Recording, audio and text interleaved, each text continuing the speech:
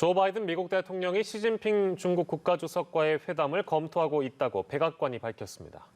그리고 성인 인구의 80%가 코로나19 백신 1차 접종을 마친 영국에서 변이 바이러스 확산으로 신규 확진자가 넉 달 전 대유행 수준으로 늘었습니다.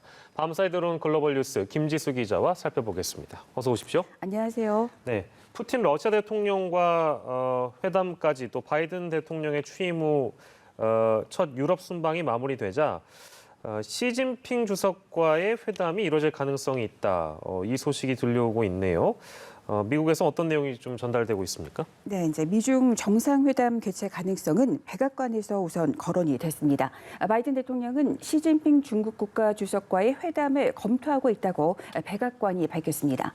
제이크 설리번 백악관 국가안보보좌관은 두 정상은 미국과 중국이 어떤 관계 속에 있는지 살펴봐야 한다면서 두 정상의 만남이나 전화통화 가능성을 고려하고 있다고 했습니다.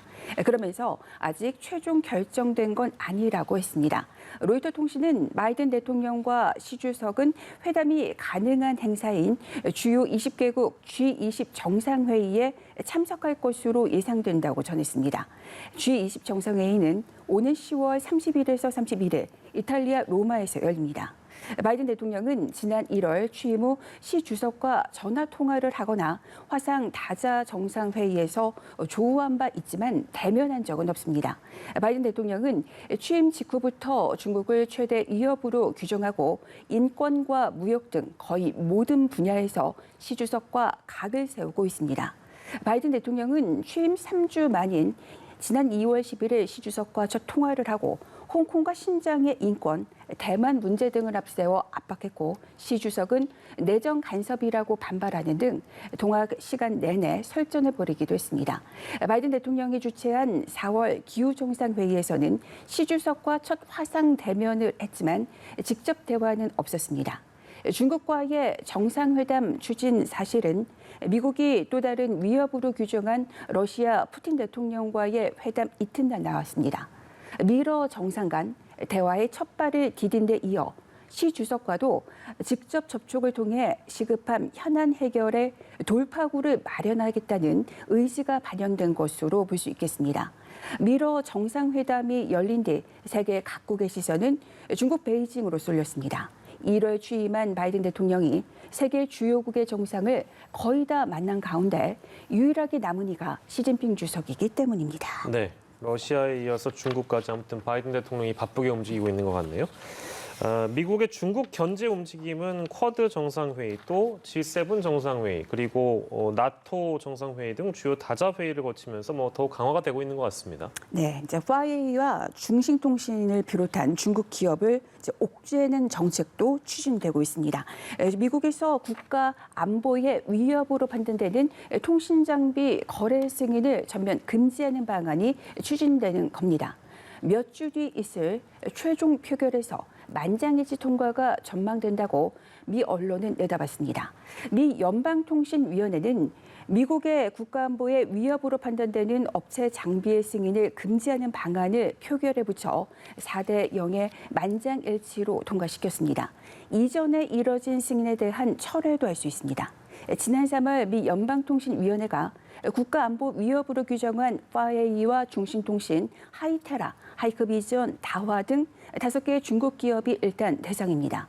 미 연방통신위원회는 이러한 조치로 우리 통신망에서 신뢰할 수 없는 장비가 배제될 것이라며 화웨이 등 다른 중국 기업이 미국에서 이용할 기회가 남아 있었으나 그 문을 닫아버리는 걸 제한하는 것이라고 설명했습니다.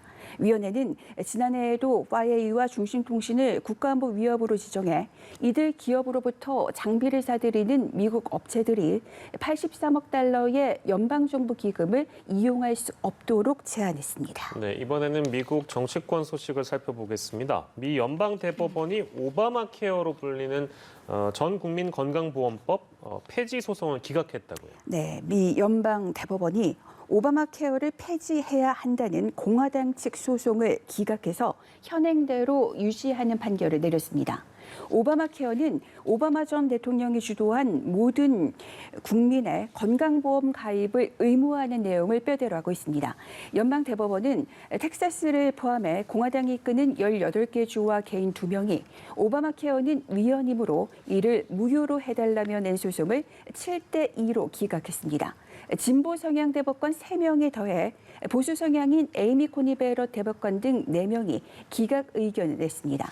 연방 대법원은 성향별로 보수 6명, 진보 3명의 보수 절대 우위 구조지만 이번 판결에서는 다수의 보수 성향 대법관이 진보 진영 인사들과 의견을 같이 했습니다. 오바마 케어는 2010년 법으로 제정된 후 연방 대법원이 이를 존속시킨 건 이번이 3번째입니다. 앞서 2012년과 2015년에도 공화당 측이 폐지 소송을 냈지만 대법원에서 가로막혔습니다. 트럼프 전 대통령은 재임 기간에 이를 축소하는 정책을 잇따라 내놨습니다. 그러나 바이든 대통령은 대선 후보 시절부터 오바마 케어를 확대 강화하겠다는 공약을 내걸었고 오바마 케어를 이어간다는 방침을 밝혔습니다. 네, 이번에는 코로나19 소식입니다. 미국 정부가 백신에 이어서 경구용 치료제 개발 지원을 강화하기로 했다면서요? 네, 미국 보건부가 먹는 약 형태의 코로나19 치료제 개발을 위한 지원책을 발표했습니다. 일단 미 정부는 경구용 치료제 개발을 위해 30억 달러, 3조 4천억 원 이상을 제약업계에 지원하기로 했습니다. 이와 함께 미 정부는 백신 개발 때와 마찬가지로 치료제도 임상시험 단계를 신속하게 진행하기로 했습니다. 미 정부의 계획대로라면 올해 안에 첫 경구용 치료제가 출시될 전망입니다. 백신에 이어 먹는 약 형태의 경구용 치료제까지 개발된다면 코로나19 공포도 상당 부분 사라질 것이라는 분석입니다. 현재 미 식품의약국 FDA가 정식 승인한 코로나19 치료제는 렘데시비르뿐입니다. 그러나 렘데시비르는 정맥 내 주입 방식이어서 환자들이 간편하게 사용할 수 없다는 지적입니다. 미국에서는 화이자와 함께 머크앤컴퍼니를 비롯한 여러 제약사가 경구용 치료제를 현재 개발 중에 있습니다. 네, 먹는 약 형태가 개발되면 굉장히 획기적인 개발이 되겠죠. 자, 그리고 영국 상황이 좀 이해하기가 어렵습니다. 영국이 백신 접종이 확대되면서 제 기억으로는 확진자가 1,000명대까지도 갔었는데 지금 대유행 시절로 돌아가고 있다면서요? 네, 영국에서 신규 확진자가 넉 달 전 수준으로 돌아갔습니다. 영국 정부는 17일 하루 신규 확진자가 11,000명으로 신규 확진자는 지난 2월 19일 12,000명 이후 가장 많은 수치라고 밝혔습니다.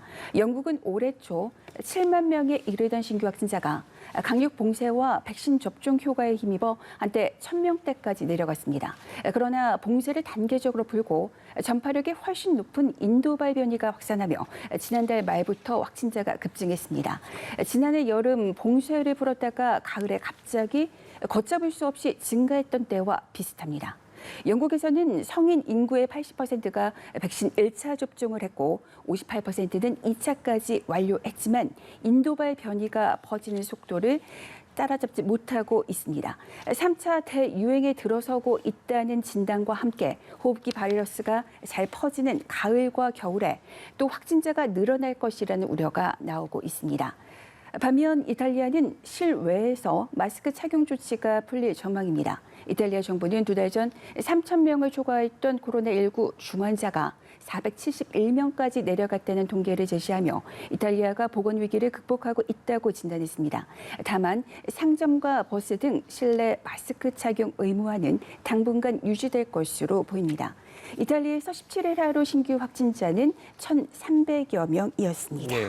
이렇게 방역을 완화해서 일상으로 돌아가는 것도 좋은데 자칫 잘못하면 또 영국처럼 위기를 맞을 수 있다는 점 우리도 좀 유념을 해야 되겠네요.